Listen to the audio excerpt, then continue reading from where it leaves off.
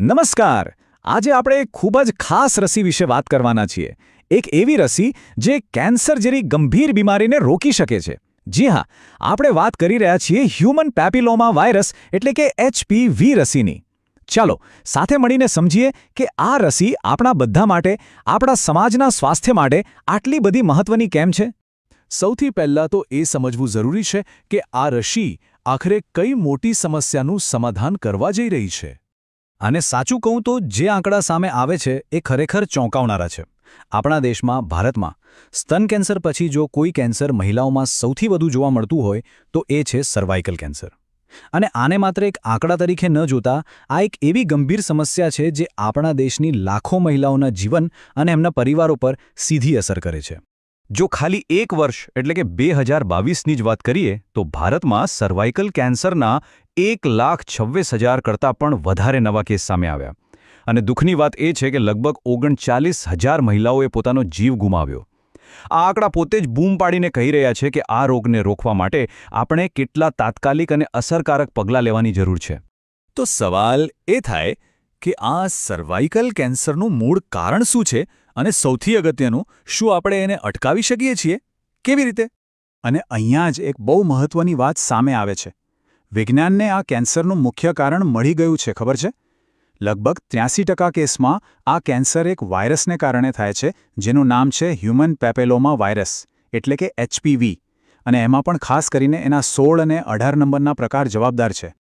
હવે જરા વિચારો, જો કોઈ બીમારીનું કારણ એક વાયરસ હોય તો એને રોકવાનો રસ્તો પણ સાવ સ્પષ્ટ થઈ જાય છે, ખરું ને? બસ આ જ કડી આપણને એક બહુ જ શક્તિશાળી ઉપાય તરફ લઈ જાય છે, અને એ ઉપાય છે રસી. અને આ રહ્યું એ શક્તિશાળી સમાધાન, HPV રસી. આ એક એવી સુરક્ષિત અને અસરકારક રસી છે જે કેન્સર માટે જવાબદાર સૌથી જોખમી HPV સ્ટ્રેન સામે રક્ષણ આપે છે. આ કાર્યક્રમમાં જે રસીનો ઉપયોગ થઈ રહ્યો છે એ ક્વોડ્રીવેલેન્ટ પ્રકારની છે. હવે ક્વોડ્રીવેલેન્ટ એટલે શું? એનો સીધો મતલબ છે કે તે HPV વાયરસના 4 અલગ અલગ પ્રકારો સામે રક્ષણ આપે છે. અને આ રસી આપવાની પ્રક્રિયા પણ સાવ સરળ છે. હાથના ઉપરના ભાગમાં એક સામાન્ય ઇન્જેક્શન દ્વારા આપવામાં આવે છે. ઓકે, તો હવે આપણે રસી વિશે તો જાણી લીધું. પણ ચાલો હવે એ સમજીએ કે આ જીવનરક્ષક રસીને લોકો સુધી પહોંચાડવાનું આયોજન કેવું છે. તો આ કાર્યક્રમ કોના માટે છે? અહીં લક્ષ્ય બિલકુલ સ્પષ્ટ રાખવામાં આવ્યું છે. આ રસી એવી કિશોરીઓ માટે છે જેમણે 14 વર્ષ પૂરા કર્યા છે પણ હજુ 15 વર્ષ પૂરા નથી કર્યા, કારણ કે વૈજ્ઞાનિક રીતે આ જ ઉંમરે રસી આપવાથી સૌથી શ્રેષ્ઠ સુરક્ષા મળી શકે છે. અલબત્ત, સલામતી હંમેશા પહેલી પ્રાથમિકતા હોય છે. એટલે કેટલાક નિયમો પણ છે. જેમ કે જો કોઈ કિશોરી ગર્ભવતી હોય, અથવા કોઈ ગંભીર બીમારીથી પીડાતી હોય, અથવા તો રસીના કોઈ ઘટકથી એને ગંભીર એલર્જી થતી હોય, તો એવા કિસ્સામાં આ રસી નથી અપાતી. હવે આટલા મોટા કાર્યક્રમને સફળ બનાવવા માટે તૈયારીઓ પણ એટલી જ મજબૂત કરવી પડે. દરેક આરોગ્ય કેન્દ્ર પર પૂરેપૂરી તૈયારીઓ કરવામાં આવી છે, જેમ કે રસીને સાચા તાપમાન પર સાચવવા માટે કોલ્ડ ચેન સિસ્ટમ, દરેક કેન્દ્ર પર મેડિકલ ઓફિસરની હાજરી અને દેખરેખ, અને હા, બધા જ રેકોર્ડ્સને ડિજિટલી સાચવવા માટે લેપટોપ અને બીજી વ્યવસ્થાઓ પણ છે. આખી પ્રક્રિયાને સરળ અને વ્યવસ્થિત બનાવવા માટે દરેક રસીકરણ કેન્દ્ર પર એક ખાસ 4 સભ્યોની ટીમ કામ કરશે. એમાં સૌથી પહેલા છે મોબિલાઇઝર, જે લોકોને કેન્દ્ર સુધી લાવવાનું કામ કરશે. બીજા છે વેરીફાયર, જે એમની ઓળખ અને નોંધણી તપાસશે. ત્રીજા છે વેક્સિનેટર, જે રસી આપશે અને ડેટા એન્ટ્રી કરશે. અને ચોથા છે સ્વયંસેવક, જે ભીડનું નિયમન કરશે. જો આ ટીમવર્કથી જ આખી પ્રક્રિયા એકદમ સરળતાથી પાર પડશે.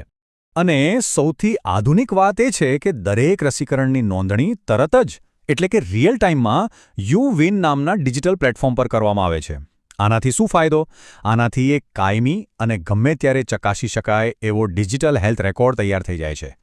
સ્વાભાવિક છે કે જ્યારે પણ રસીની વાત આવે ત્યારે સલામતીનો સવાલ મનમાં પહેલા આવે, અને આવવો જ જોઈએ.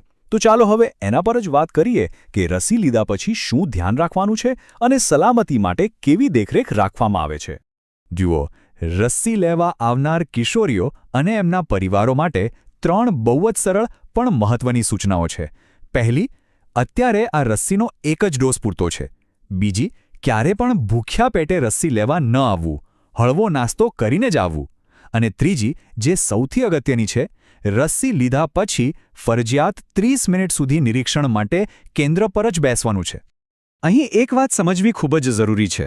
ઘણીવાર શું થાય છે કે અમુક લોકોને ઇન્જેક્શનનો ડર હોય છે અને એ ડરના કારણે ચક્કર જેવું આવી શકે છે. પણ યાદ રાખજો, આ રસીની કોઈ આડઅસર નથી. આ માત્ર એક ગભરામણ છે. HPV રસી તો ખૂબ જ સુરક્ષિત છે, કારણ કે તેમાં જીવંત વાયરસ હોતા જ નથી, એટલે એનાથી ચેપ લાગવાનો કોઈ સવાલ જ પેદા થતો નથી. અને હા, આરોગ્ય કર્મચારીઓ માટે પણ એકદમ સ્પષ્ટ વ્યવસ્થા છે. જો રસી પછી કોઈ પણ પ્રકારની તકલીફ જણાય તો એની જાણ કરવા માટે સેફ વેક નામની એક આખી સિસ્ટમ બનાવવામાં આવી છે. આ સિસ્ટમ એ સુનિશ્ચિત કરે છે કે વેક્સિનેટરથી માંડીને રાજ્ય સ્તર સુધી દરેક ઘટનાની વ્યવસ્થિત નોંધણી થાય અને એની પૂરી તપાસ કરવામાં આવે. આ પ્રક્રિયામાં સમયનું પણ ખૂબ મહત્વ છે. કોઈ પણ ઘટના બને તો તેની જાણ તાત્કાલિક મેડિકલ ઓફિસરને કરવી પડે છે. અને જો કોઈ ગંભીર કેસ હોય તો એના માટે ચોક્કસ સમયમર્યાદા નક્કી કરાઈ છે, જેમ કે 24 કલાક અને 48 કલાકની અંદર જરૂરી ફોર્મ ભરીને જિલ્લા કક્ષાએ જાણ કરવી ફરજિયાત છે. તો આટલી બધી માહિતી પછી આનો સાર શું છે? આપણે કઈ મુખ્ય વાતો યાદ રાખવાની છે? જો આ કાર્યક્રમની સફળતા કોઈ એક વ્યક્તિ પર નથી, પણ આપણા સૌની એક સહિયારી જવાબદારી છે. 14 વર્ષની દરેક દીકરીને આ રસી મળે એ જોવાનું છે. રસી ભૂખ્યા પેટે ન અપાય અને 30 મિનિટનું નિરીક્ષણ થાય એ પાક્કું કરવાનું છે. યુવિન પોર્ટલ પર સાચી અને સમયસર નોંધણી થવી જોઈએ. અને જો કોઈ પણ તકલીફ જણાય તો સેફ વેક દ્વારા તરત જ જાણ કરવાની છે. પરિવારથી માંડીને આરોગ્ય કાર્યકર સુધી દરેકની ભૂમિકા અહીં ખૂબ જ મહત્વની છે. સાચું કહું તો આ માત્ર એક રસીકરણ કાર્યક્રમ નથી. આ એક મોટો પ્રયાસ છે. એક સ્વસ્થ અને કેન્સર મુક્ત સમાજ બનાવવાનો સહિયારો પ્રયાસ. યુવિન પોર્ટલની જગ્યાએ આપણા ગુજરાતમાં ટેકો પોર્ટલ પણ આવી શકે છે, અથવા બંને પોર્ટલમાં એન્ટ્રી કરવાનું પણ થઈ શકે છે. આ વિડીયો સારો લાગે તો તમારા દરેક મિત્રોને વિડીયો શેર કરી દો. મારું નામ છે doctor Karan Mandali, your medical officer. આપણે મળશું નેક્સ્ટ વિડીયોમાં. Thank you.